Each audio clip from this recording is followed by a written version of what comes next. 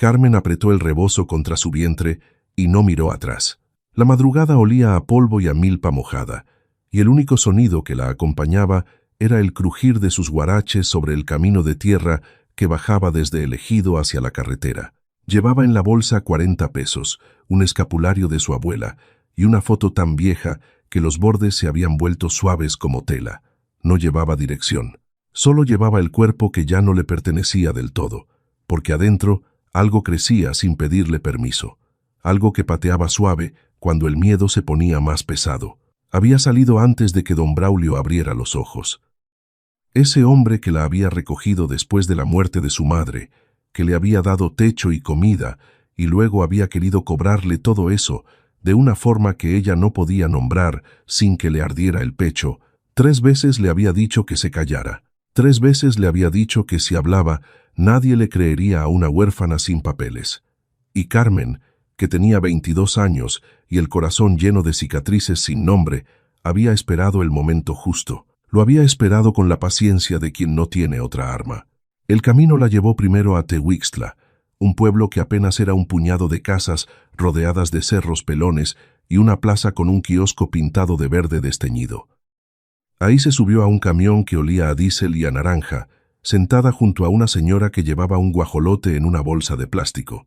Pagó 5 pesos sin saber a dónde iba ese camión. Solo sabía que iba lejos. Cuando el camión paró en Las Ánimas, en las afueras de Cuautla, Carmen bajó porque las piernas ya no le obedecían del todo y porque vio, desde la ventana, una barda de piedra con una cruz encima y una puerta de madera que se veía vieja pero no abandonada. Alguien había plantado bugambilias junto al muro. Las flores eran tan moradas que parecían inventadas. Se acercó sin saber por qué. Tocó la puerta 1 vez, 2 veces. Una voz ronca respondió desde adentro. ¿Quién es? Una mujer que necesita sentarse, dijo Carmen, y la respuesta que dio fue más verdad que cualquier otra cosa que hubiera dicho en meses. La puerta la abrió una señora de pelo blanco, recogido en un chongo apretado, con mandil de cuadros y los ojos más negros y más serios que Carmen había visto en mucho tiempo. La miró de arriba a abajo. Miró el vientre. No dijo nada sobre eso. «Entra», dijo. «El café ya está».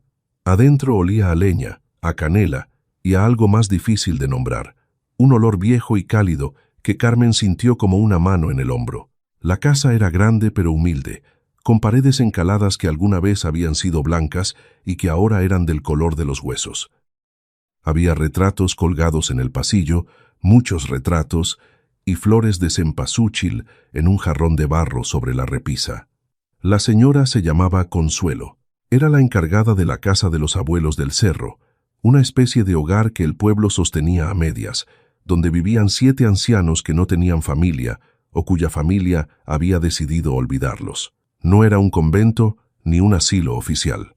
Era solo una casa grande donde Consuelo cocinaba, regañaba y rezaba, y donde los viejos pasaban sus días entre sillas de mimbre y macetas de albahaca. «Puedes quedarte esta noche», dijo Consuelo, sirviendo el café sin mirarla.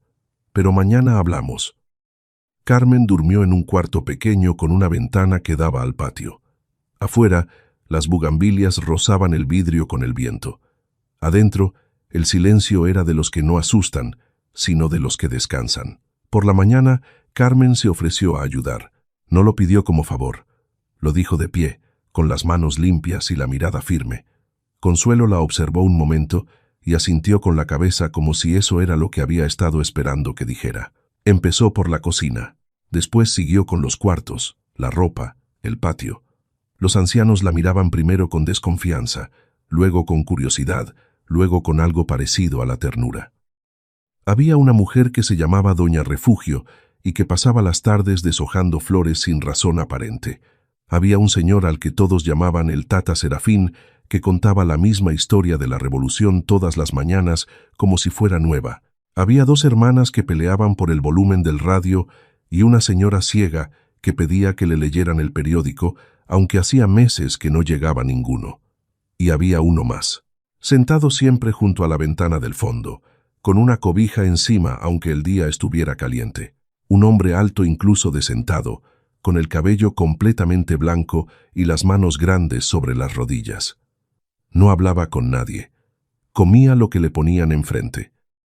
A veces miraba hacia afuera con una expresión que Carmen no podía leer, como si estuviera viendo algo que no estaba en el patio. «¿Cómo se llama?», le preguntó a Consuelo. «Don Abundio», respondió la mujer sin levantar la vista de los frijoles. «Llegó hace 4 años. No habla mucho. Antes hablaba menos. ¿Tiene familia?». Consuelo revolvió los frijoles 3 veces antes de responder. «Todos tienen familia», dijo. «Lo que no todos tienen es familia que los recuerde». Carmen no preguntó más, pero empezó a notar cosas. Notó que don Abundio siempre tenía el rosario en la mano derecha, pero nunca lo rezaba, solo lo apretaba. Notó que cuando ella pasaba cerca, los ojos del anciano la seguían con una atención diferente a la que ponía en cualquier otra cosa. Notó que una tarde, cuando ella le llevó la medicina y le dijo su nombre, la mano del viejo tembló sobre la cobija. Pasaron las semanas. El vientre de Carmen crecía, y con él creció también su lugar en la casa. Los ancianos la esperaban. Doña Refugio le enseñó a hacer tamales con la masa más delgada posible. El tata Serafín empezó a contarle la historia de la revolución directamente a ella, como si hubiera encontrado por fin el oyente que merecía. Las hermanas peleaban menos cuando Carmen estaba cerca. Solo don Abundio seguía en silencio. Pero un día, mientras Carmen sacudía los marcos del pasillo, encontró algo detrás de uno de los retratos más viejos. Era un sobre doblado, amarillo de tiempo, pegado con cinta al reverso del marco, con el cuidado de quien esconde algo sin querer perderlo del todo. Lo abrió sin pensar, porque sus manos lo hicieron antes que su cabeza. Adentro había una fotografía, una mujer joven, con el cabello suelto, y una sonrisa que Carmen tardó un segundo en reconocer. Tardó un segundo porque era su propia sonrisa. Los mismos dientes un poco separados, la misma forma de los ojos y en el cuello, visible, aunque la foto era pequeña y tenía manchas del tiempo, una pequeña cicatriz en forma de media luna. La misma que Carmen tenía desde que tenía memoria, la que su madre siempre le decía que era una marca de nacimiento. Detrás de la foto, con letra apretada y tinta desvanecida, una sola línea: Rosario. Si algún día alguien la encuentra, que sepa que la busqué. Carmen sintió que el suelo se movía bajo sus pies, pero el suelo no se movía. Era ella la que se movía por dentro. Bajó las escaleras con la foto en la mano y buscó a Consuelo. La encontró en el patio, colgando ropa. «¿Quién es esta mujer?», preguntó mostrándole la fotografía. Consuelo giró la cara despacio. Cuando vio la foto, los dedos se le quedaron quietos sobre la sábana que estaba colgando. «¿Dónde encontraste eso?». «Detrás de un cuadro». «En el pasillo». La mujer secó las manos en el mandil. Respiró hondo. «Rosario Vidal», dijo. «Vivió aquí hace 30 años. Era la hija de uno de los hombres que fundaron este lugar. Un día se fue y no volvió. Nadie supo más de ella». Carmen sintió que algo se le apretaba en el pecho. «Rosario Vidal era el nombre de mi mamá», dijo. El silencio que siguió fue de los que no dejan espacio para el aire. Consuelo la miró. Miró la foto. Volvió a mirarla a ella. De los cuartos del fondo llegó un ruido. Una cobija cayendo al suelo. Los pasos lentos pero urgentes de alguien que había estado escuchando desde el pasillo. Don Abundio apareció en el umbral del patio. De pie, lo que no había hecho en semanas. Con el rosario apretado en el puño y los ojos abiertos de una forma que Carmen no le había visto antes. «¿Dijiste rosario?», preguntó con una voz que sonaba como si la hubiera guardado durante años y recién la estuviera usando. Carmen asintió sin poder hablar. El anciano avanzó 2 pasos. Se detuvo.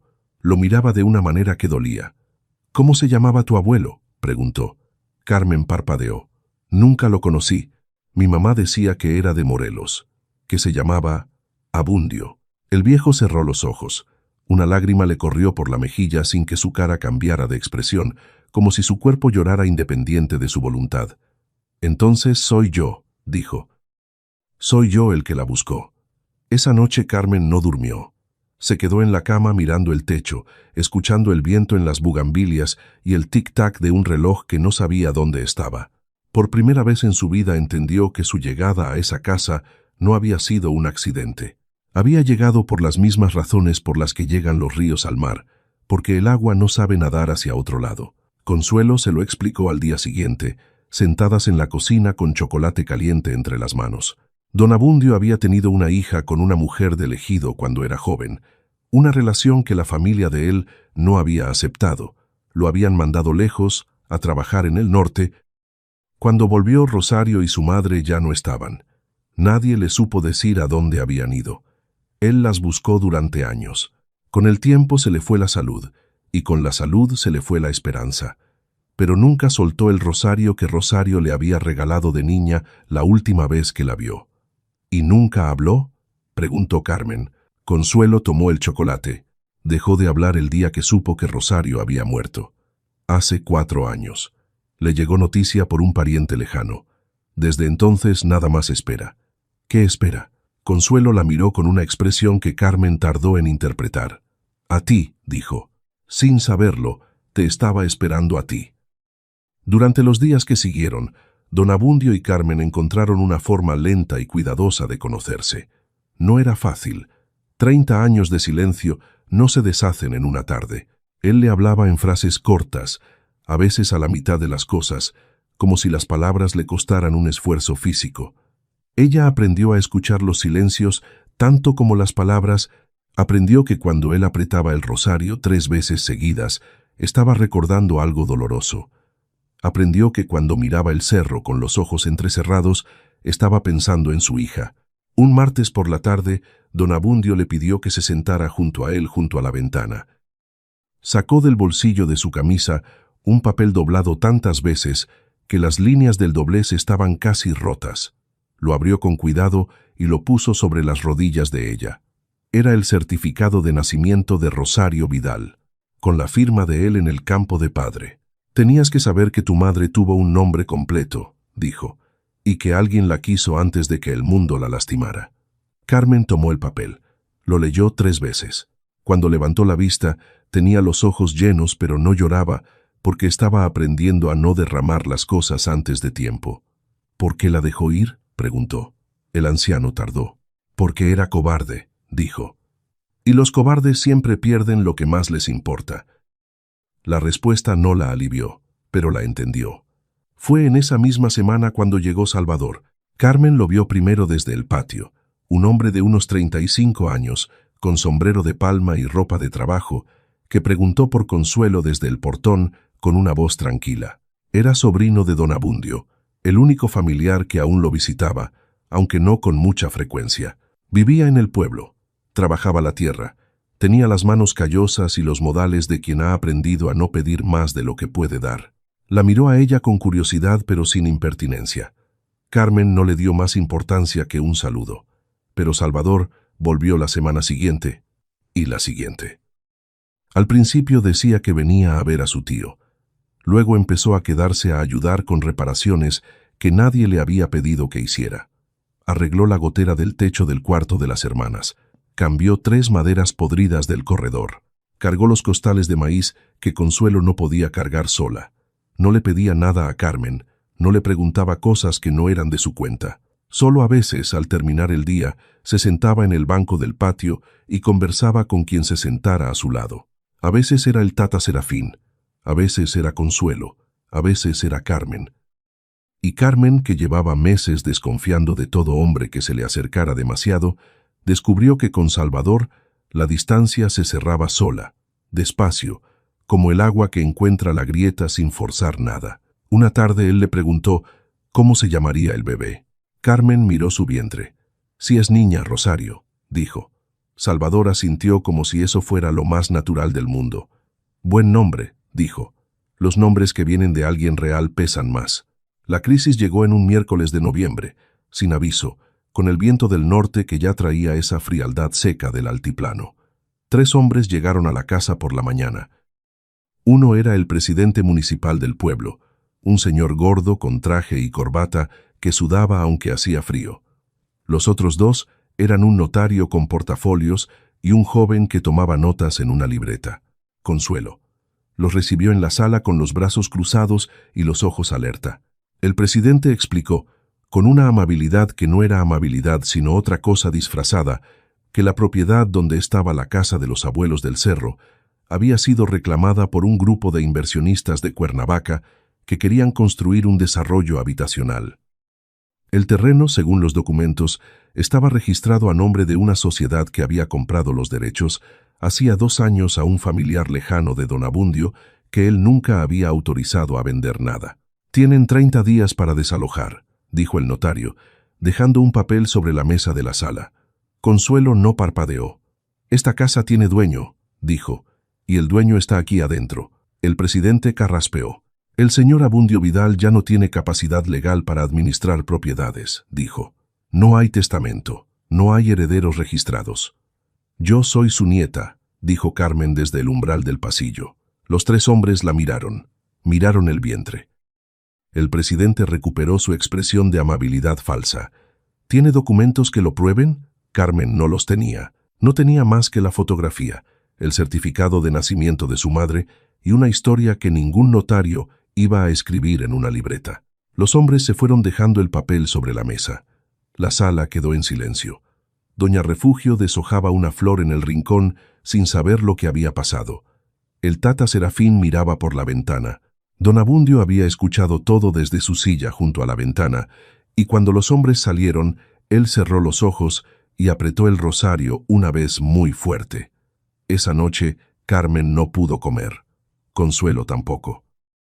Salvador, que había llegado esa tarde y se había enterado de todo, se quedó sentado a la mesa sin decir nada, con los codos sobre la madera y la mirada fija en el papel del notario. «¿Tienes alguna forma de probar el parentesco?», preguntó al fin.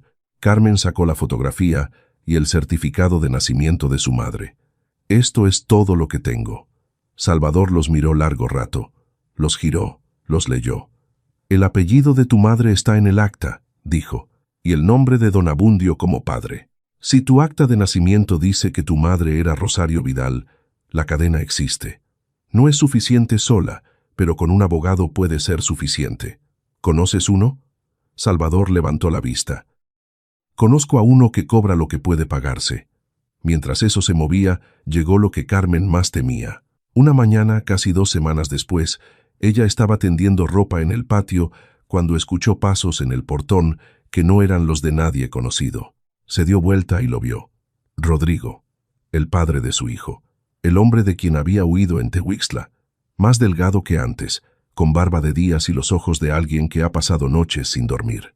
Tenía la camisa abierta y los pulgares metidos en el cinturón, esa pose que ella reconocía, la pose que usaba cuando quería aparentar que no le importaba nada, pero que en realidad era puro miedo disfrazado de arrogancia. «¿Cómo me encontraste?», preguntó Carmen sin moverse. «La gente habla», dijo él. «En los pueblos siempre hay alguien que vio algo. ¿Qué quieres?». «Lo que es mío». Carmen lo miró directamente. «Aquí no hay nada tuyo». Rodrigo dio un paso hacia adentro. Carmen no retrocedió. «Vengo por el niño». «Es niña», dijo Carmen, «y no te necesita. No eres tú quien decide eso». «Sí lo soy», dijo ella, «porque fui yo quien decidió salir de tu casa antes de que me quedara sin fuerzas para salir». Rodrigo abrió la boca, pero Consuelo apareció desde la cocina con una olla en la mano y una expresión que no necesitaba explicación. «Aquí no se entra sin invitación», dijo. Y Salvador llegó desde el corredor, sin correr, despacio, y se puso junto a Carmen sin decir una sola palabra amenazante. Solo estuvo ahí. Rodrigo miró a uno, miró al otro, miró a Carmen última vez, con esa mezcla de rabia y vergüenza que tienen los hombres cuando se dan cuenta de que ya no tienen el poder que creyeron tener siempre. «Esto no termina aquí», dijo. «Sí termina», respondió Carmen. «Termina cuando tú lo decides». Rodrigo se fue. Las bugambilias se movieron con el viento que entró por el portón cuando él salió. Carmen exhaló despacio. Le temblaban las manos, pero no los pies. Don Abundio, que había escuchado desde su ventana, la llamó esa tarde. Le tendió el rosario. «Tómalo», dijo. «No puedo, abuelo. La última vez que lo di lo perdí todo. Esta vez lo doy yo solo. Tómalo». Carmen lo tomó. Era más pesado de lo que parecía. Rodrigo regresó una semana después, pero esta vez no fue a la casa. Fue al juzgado. Presentó una solicitud de reconocimiento de paternidad y guarda provisional. El abogado que Salvador había conseguido se llamaba Licenciado Briviesca. Era un señor de 60 años, con un bigote gris, y la paciencia de quien ha visto muchas injusticias, sin dejar de creer que la ley puede servir para algo bueno. La audiencia fue un lunes por la mañana en una sala pequeña que olía a papel viejo. Rodrigo llegó con un traje que le quedaba grande. Su abogado era joven y hablaba rápido. El juez era una mujer de voz calmada y mirada que no se dejaba intimidar por los trajes ni por el que hablara más fuerte. Cuando Carmen habló, habló sin levantar la voz. Explicó por qué había salido de la casa de Rodrigo. Explicó lo que había soportado y lo que no estaba dispuesta a que su hija soportara. Explicó que una niña no necesita el apellido de quien la asusta, necesita el amor de quien se queda. El juez escuchó. Miró los documentos del licenciado Briviesca. Miró a Rodrigo. ¿Tiene algo que agregar? Rodrigo estuvo un momento en silencio. Luego negó con la cabeza. No, dijo. Solo quería saber que estaba bien. La solicitud fue rechazada. Carmen salió del juzgado con el sol en la cara y el corazón más ligero que en meses. Salvador caminaba a su lado. No le dijo nada bonito, no dijo nada dramático, solo dijo, ¿tienes hambre? Y eso fue suficiente. 3 semanas después nació la niña. Fue de noche. Como siempre son las cosas que llegan cuando ya no se puede esperar más. Consuelo fue la partera. Salvador fue quien calentó el agua y quien no se movió del pasillo en 4 horas, aunque nadie le había pedido que se quedara. Los ancianos rezaron en el cuarto del fondo. El Tata Serafín en voz alta porque siempre hacía todo en voz alta. El llanto de la niña llegó pasada la medianoche. Era pequeña, con el cabello oscuro pegado a la cabeza y los puños apretados como si llegara lista para pelear. Carmen la tomó en brazos y la miró mucho tiempo en silencio. «Se llama Rosario», dijo al fin. Consuelo sonrió. Se secó los ojos con el mandil. Don Abundio supo al día siguiente. Consuelo lo llevó hasta el cuarto de Carmen.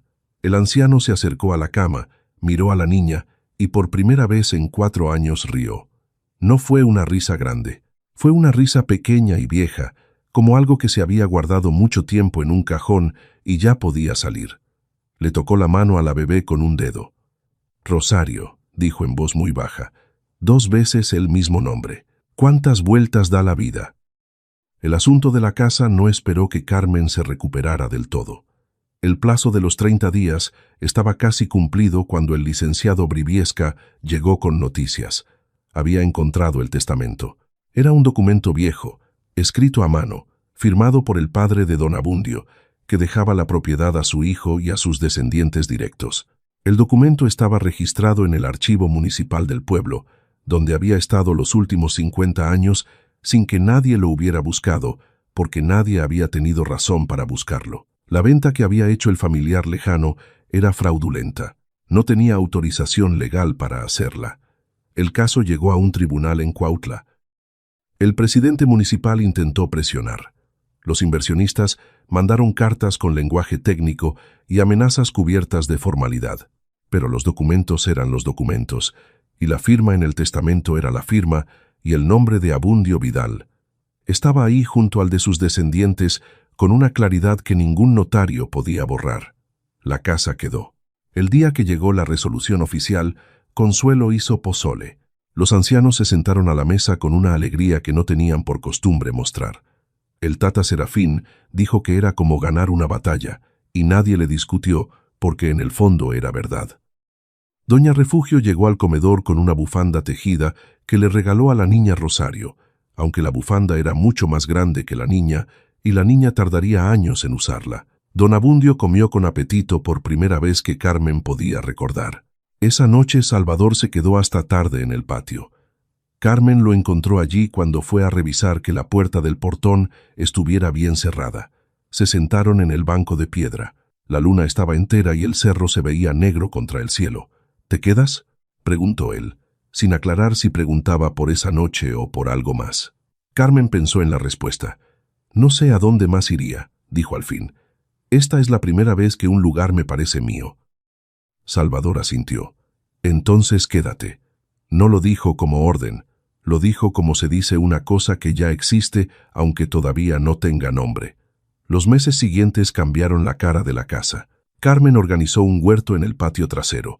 Las mujeres del pueblo empezaron a venir a verla, al principio con curiosidad, luego con confianza. Algunas tenían historias parecidas a la de ella. Algunas no tenían historias parecidas, pero tenían el mismo cansancio en la cara. Carmen les dejaba espacio, un rato en la cocina, una tarde en el patio, sin preguntar demasiado, porque sabía que lo primero que necesita alguien que ha cargado solo es que no le pidan explicaciones antes de darle agua. Con Salvador construyeron un cuarto nuevo junto al granero para que pudiera quedarse en los días que llegaba desde lejos a trabajar. Construyeron el cuarto con adobe y con paciencia, y con la clase de conversaciones que solo se tienen cuando dos personas están haciendo algo con las manos y no tienen que mirarse de frente todo el tiempo. El amor entre los dos creció así, entre mezcla de cal y recados escritos en papeles doblados sobre la mesa de la cocina, y una niña que aprendió a caminar, agarrada primero de las naguas de Carmen y luego de los dedos de Salvador, con la misma confianza. Don Abundio vivió 2 años más. Se fue una mañana de marzo, cuando las jacarandas del camino estaban en su mejor momento, y el aire de la mañana olía a tierra húmeda y a pétalo. Se fue despacio, sin dramas, con el rosario en la mano y los ojos cerrados. Carmen estaba a su lado, Salvador también. La niña Rosario dormía en la cuna de mimbre junto a la ventana. Lo último que dijo don Abundio, horas antes, cuando todavía podía hablar aunque apenas, fue algo que Carmen no esperaba. «Gracias por llegar», dijo. «Te estuve esperando sin saber que te esperaba». Lo enterraron en el cementerio del pueblo, bajo un sabino viejo que daba sombra todo el año. Carmen plantó un ramo de bugambilias sobre la tierra. Las mismas bugambilias de la barda que la había hecho detenerse aquel primer día. La vida en la casa de los abuelos del cerro siguió adelante. Consuelo envejeció despacio y con dignidad, sin soltar el mandil ni los rezos. Llegaron nuevos ancianos cuando otros partieron. La niña Rosario creció entre los pasos lentos de los viejos y las flores del patio, aprendiendo desde chica que la vejez no es una enfermedad, sino una estación, y que las personas mayores tienen historias que valen la pena escuchar si uno aprende a quedarse quieto el tiempo suficiente. Carmen aprendió a leer con más soltura y empezó a escribir en un cuaderno las historias que los ancianos le contaban. El Tata Serafín tenía 27 versiones de la misma historia de la Revolución, y Carmen escribió las 27 porque las 27 eran verdad a su manera. Doña Refugio le contó por qué deshojaba flores, y resultó que era por su hijo, que se había ido al norte hace 20 años y nunca había escrito, y deshojar flores era la única forma de decirle algo sin tener a quien decírselo. Carmen escribía esas cosas y no sabía para qué las escribía todavía, pero las escribía. Un domingo llegó una muchacha al portón. Tenía 19 años, un bulto amarrado a la espalda y el vientre grande bajo una blusa de flores. Tenía los ojos bajos como quien lleva mucho tiempo mirando el suelo, para no tropezar y también para que no le vean la cara. Carmen la vio desde el patio y caminó hacia ella sin apresurarse. «¿De dónde vienes?», preguntó. «De Jonacatepec», dijo la muchacha. «Me dijeron que aquí a veces reciben a quien no tiene a dónde ir». Carmen abrió el portón del todo. «Entra», dijo. «El café ya está». Y mientras la muchacha cruzaba el umbral con los ojos todavía bajos, Carmen sintió algo que no supo nombrar exactamente en ese momento, pero que reconoció. Era lo mismo que ella había sentido la primera vez que Consuelo le había abierto la puerta. Como cuando algo que estuvo partido empieza a tener forma de nuevo, no la misma forma de antes, sino una forma nueva que es más fuerte porque ya sabe dónde están las grietas. Esa tarde, cuando la niña Rosario se durmió y Salvador terminó de reparar una bisagra en el cuarto nuevo y Consuelo rezó el rosario que don Abundio ya no podía rezar, Carmen salió al patio. Se sentó en el banco de piedra y miró el cerro negro contra el cielo oscuro. Sacó el rosario de su bolsillo.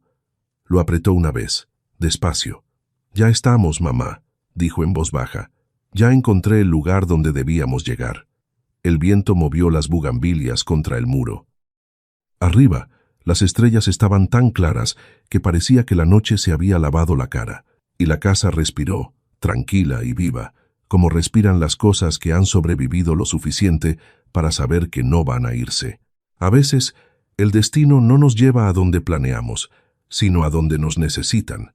Carmen no buscaba un hogar cuando tocó aquella puerta vieja en las ánimas, buscaba solo un lugar para sentarse.